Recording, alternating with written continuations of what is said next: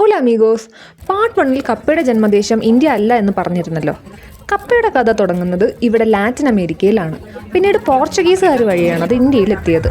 അതുമാത്രമല്ല, നമ്മുടെ ഭക്ഷണത്തിൽ ഏറ്റവും ഇമ്പോർട്ടൻ്റ് ആയ മുളകിൻ്റെ ജന്മദേശവും മെക്സിക്കോ തന്നെയാണ്.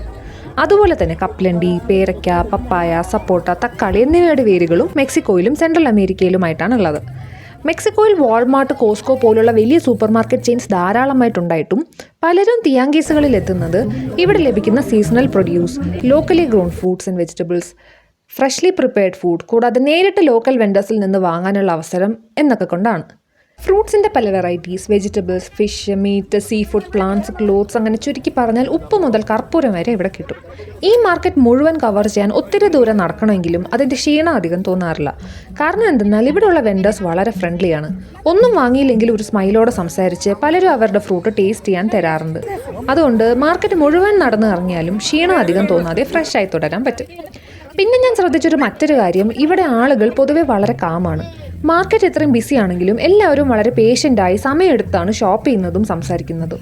അതാണ് ഇവിടെയുള്ള മാർക്കറ്റ് എക്സ്പീരിയൻസിനെ കൂടുതൽ എൻജോയബിൾ ആക്കുന്നത്. പിന്നെ നമുക്ക് കുറച്ച് അൺയൂഷ്വലായി തോന്നാവുന്ന ചില ഫുഡ് ഐറ്റംസും ഇവിടെ കാണാം. എക്സാമ്പിളിന് ഫ്രൈഡ് ഗ്രാസ് ഹോപ്പേഴ്സ്, വേംസ് തുടങ്ങിയവ മെക്സിക്കോയിലെ പോപ്പുലർ സ്നാക്കാണ്.